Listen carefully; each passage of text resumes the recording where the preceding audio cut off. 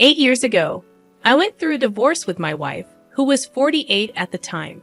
My daughter, who is now 28, chose to cut all contact with me and sided with her mother without considering my feelings. Despite the divorce occurring nearly a decade ago, accepting the situation and finding peace in my life took considerable time. This was exacerbated by my ex-wife's attempts to tarnish my reputation. The most challenging aspect, however, was being entirely shut out from my daughter's life, especially since she was an adult at the time. Lacking any family support except for my mother, who had Alzheimer's, made the ordeal one of the most difficult experiences of my life. Although I attempted to contact my daughter multiple times post-divorce, she remained firm in her decision to side with her mother, refusing to listen to my perspective. At one point, my ex-wife even took legal action, accusing me of harassment if I continued trying to reach out to our daughter. Faced with this threat, I ceased all attempts to reconnect. Over the past 8 years, I focused on caring for my mother and building my career. Despite a few casual relationships, the scars from my divorce have left me hesitant to trust others fully. I acknowledge that my narrative may sound bleak, but this has been my reality for nearly a decade. Recently, my daughter reached out to me, bringing a mix of emotions. I was elated, hoping that she had finally reconsidered her stance on the divorce. This contact was especially comforting because my mother had recently passed away, and I was navigating through the grief alone. A few months after my mother's death, I received a call from an unfamiliar number. On the other end was a woman's voice, introducing herself as my daughter. I hadn't recognized her voice after all these years. She explained that she had learned about her grandmother's passing on Facebook and wanted to check up on me. I was taken aback when my daughter called. I had no idea she kept tabs on me online, finding it sweet. Grateful for the call, I assured her I was doing well and expressed how much I missed her. We chatted, and she suggested meeting in person instead of over the phone. Excitedly, we agreed to meet at my house over the weekend. Anticipation filled me as I looked forward to reconnecting after all these years. Writing this post, I share my excitement with anyone reading, hoping to rebuild our relationship or, at the very least, get to know each other better. When my daughter arrived for dinner, I was both nervous and thrilled. Opening the door, I struggled to recognize her after nearly a decade, remembering her as a little girl. As we began talking, the initial awkwardness faded, and we both opened up. She shared details about her life and work, and I reciprocated with my own experiences. After dinner, we finally addressed the elephant in the room. I asked her why she never listened to my side of the story during the divorce and automatically sided with her mom. I acknowledged her mother's more significant presence as a stay-at-home mom compared to my long hours in construction. I admitted to doing my best to make time for her. In response, my daughter expressed regret about how things unfolded. She admitted to being too young to think things through and acknowledged manipulation by her mom's portrayal of me as the ultimate villain. Since she never heard my side of the story, she never questioned the narrative her mother presented. Whatever her mom had said, we continued our conversation until she finally disclosed the true reason for her visit. Hours into our discussion, I asked her what prompted her to reach out after such a prolonged period. There was a moment of discomfort in her expression, and I reassured her that honesty was important. She then admitted to keeping tabs on me through Facebook. When her grandmother passed away, she expected lawyers to contact her about her inheritance. However, with no such communication, she decided to contact me directly. Revealing that she had recently gotten engaged, she explained that she could use financial assistance for wedding expenses. This revelation felt like a punch in the gut.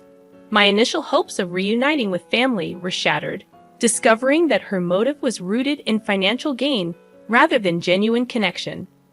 Ironically, legally, the inheritance was mine, and had she been a better daughter, she would have likely received most, if not all of it.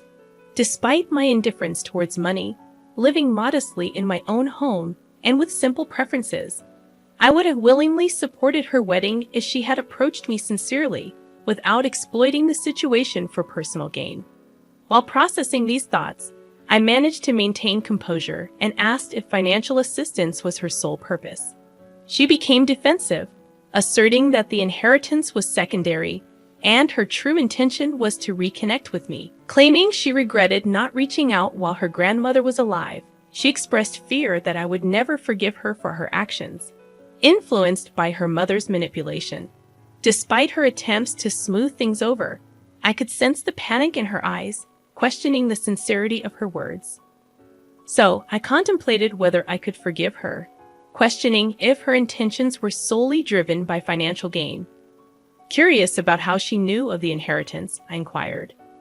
She revealed that a couple of years before the divorce, while visiting my late mother, she was told that she would inherit everything left by my father, who had passed away years ago, as the only grandchild in the family. Given the context of a stable marriage at that time, it made sense for my mother to express such sentiments to my daughter. However, the idea of her caring solely about the money and giving me false hope was crushing. Despite my devastation, I concealed my emotions, recognizing that the only way to test her true intentions was to see how she would react if I told her there was no money to inherit. Inquiring about her expectations from the inheritance, she made a reasonable guess, revealing some degree of premeditation. I then informed her that her grandmother had left everything to me years ago, intending to use the money to start a business, and thus I couldn't assist her financially. Instead, I'd offered to contribute my own funds, a few $1,000s, for her wedding expenses. The disappointment on her face confirmed my fears. She expressed appreciation but insisted that, as the only grandchild, she deserved a portion of the inheritance. I stood firm in my decision, and her reaction turned visibly angry. She insisted I reconsider, but I held my ground. That's when she revealed her true colors, echoing her mother's words, labeling me a selfish person, and expressing satisfaction that I was alone in life. I looked at her with barely concealed disgust, hurt by her words and not entirely surprised. I interrupted her, stating that I should have known she was her mother's daughter and that her only reason for reaching out was to ask for a favor.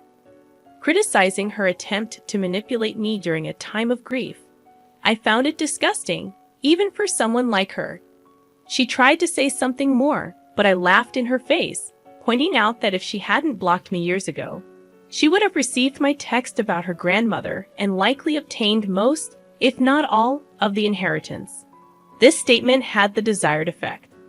She looked utterly baffled and inquired about my statement. I urged her to unblock me on her old number, so I could resend all the texts that had never been delivered. Compliance followed, and I forwarded messages where I pleaded with her to hear me out. I informed her about her grandmother's Alzheimer's diagnosis, expressing the urgency for them to meet before she forgot about her only grandchild entirely. This wasn't a fabrication. My mother had frequently mentioned my daughter at the onset of her illness, yearning to see her. The inability to fulfill that wish had broken my heart. Now, the audacity of this ungrateful child seeking inheritance was astounding. To my daughter's credit, she looked genuinely ashamed after reading those messages. She apologized, acknowledging her lack of understanding during the divorce. However, she argued that her grandma would want her to have her share of the inheritance, and it wasn't fair for me to deny her that. She expressed a genuine desire to rebuild our relationship, but warned that if I chose to be selfish, she wouldn't feel comfortable continuing. In response, I expressed my skepticism, stating that if money played a decisive role for her, maybe a relationship wasn't worth pursuing. Despite wanting to believe her commitment to rebuilding our relationship, I couldn't at that moment. I conceded to considering another chance at our relationship, but made it clear that the inheritance was not up for negotiation. In return, she shot me a look of pure hatred and abruptly left my house, with no attempt from me to stop her. Subsequently, I sought the advice of friends. While most agreed with my decision, one close friend suggested I forget about the money and let my daughter have at least some of it if it meant having family in my life. This perspective lingered in my mind, leading me to question whether I should reconsider and give my daughter a portion of the inheritance. Hello, everyone. This post received more responses than I anticipated, and I appreciate all your advice and opinions. It has given me the perspective I needed. To address the most common question, what happened during the divorce? I haven't discussed it in years, but I suppose it can't hurt anymore. My wife and I were married for 23 years, and despite the years, she managed to betray me. Without delving into the details, I discovered she was cheating on me with multiple men. This had apparently been going on for years before I found out. The revelation left me completely devastated, and I coped poorly, resorting to heavy drinking and engaging in destructive behavior. The constant fighting and my excessive drinking made it easy for her to manipulate our daughter into taking her side. After nearly a year of living in such a tumultuous state and being separated, we confronted each other and ultimately got divorced. My ex-wife, who was a journalist at the time and a local celebrity of sorts, used her influence to try to destroy my reputation, coming close to success. Overcoming the aftermath of the divorce took time, especially with my daughter completely abandoning me. I'll admit that during the period when I learned about my ex's affairs, I was not present as a parent. Even after the separation and for about a year post-divorce, I kept to myself and wasn't there for my daughter. Once I stopped drinking and got my life back on track, my first step was reaching out to her to apologize. However, she refused to listen and blocked me everywhere. I thought giving her time would help, but 8 years later, our relationship has only worsened with time. Now, regarding the other big question about my mom's inheritance, technically, the money belonged to my father. My grandparents, both doctors, invested in properties throughout the city during their careers. Most of these properties were rented out and brought in significant income. My father passed away. When I was 21, I left everything to Mom, and all of it remained in her name during my marriage and for a few years after my divorce, while her health was still intact. Right after Mom passed away, I inherited everything as her sole heir.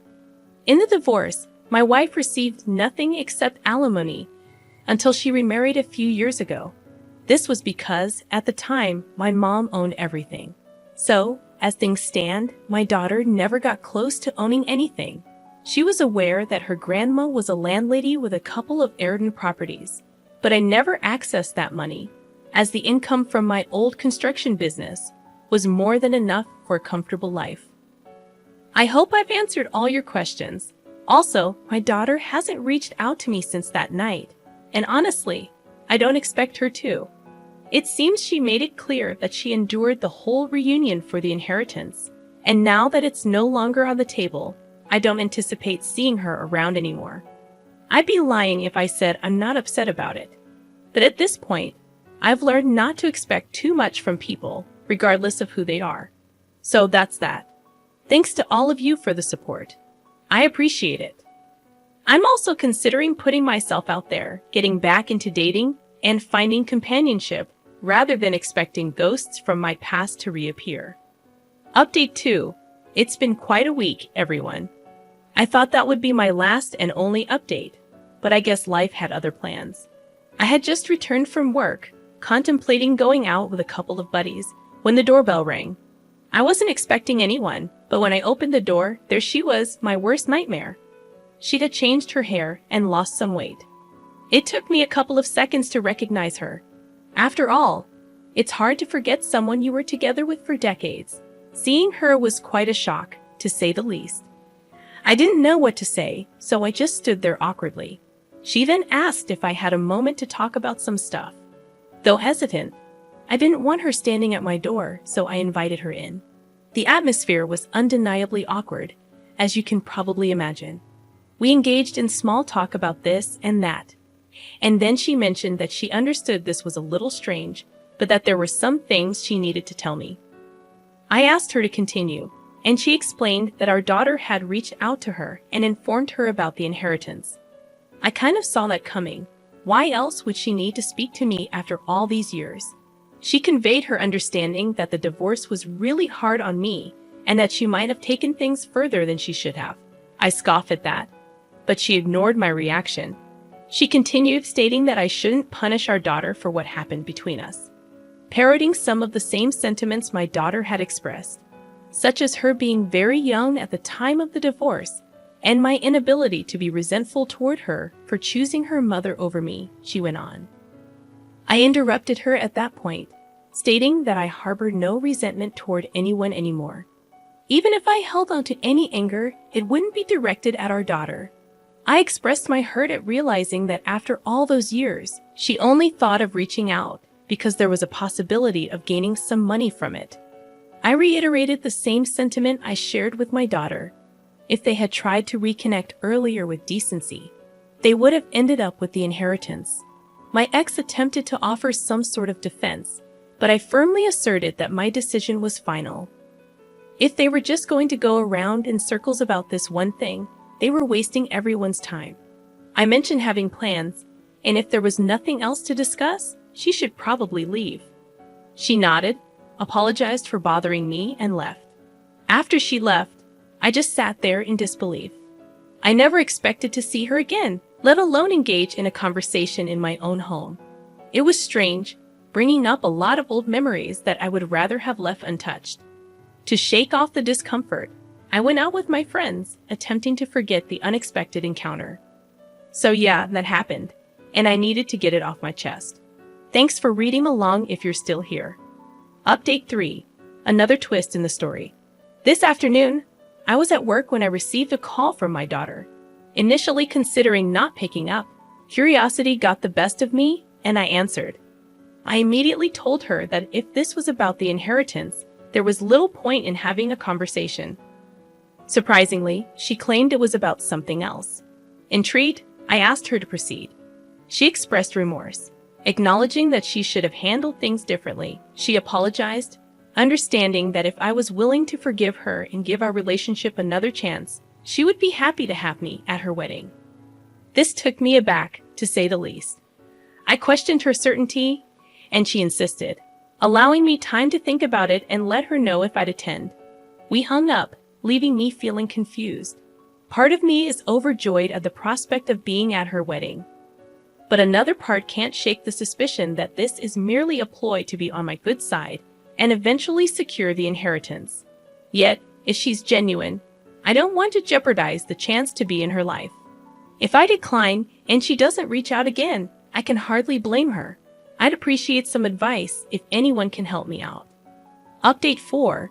After considering the advice, I've decided to attend the wedding. Many of you suggested that it couldn't do any harm, and that makes sense. I don't have to do anything in return for the invitation. I'd simply be a guest, and I'm fine with that. I understand the significant leap from someone she hasn't spoken to in 8 years to someone walking her down the aisle. It wouldn't be comfortable for either of us.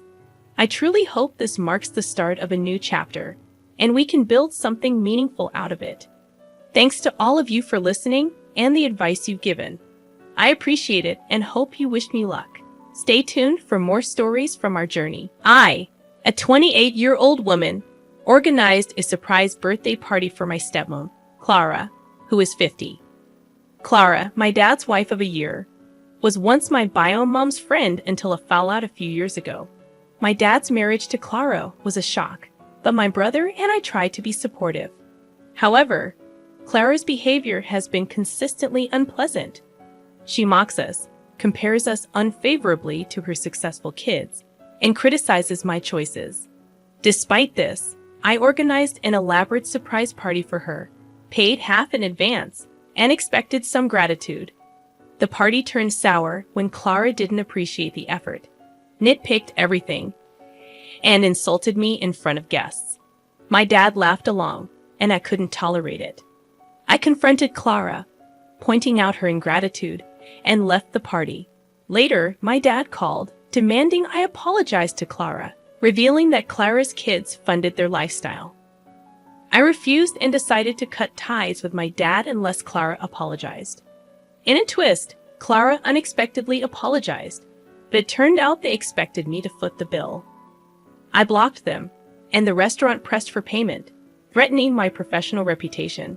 My dad, desperate to salvage the situation, paid the bills and repaid me. However, our relationship soared further. He accused me of abandoning him, and we're now on no contact terms.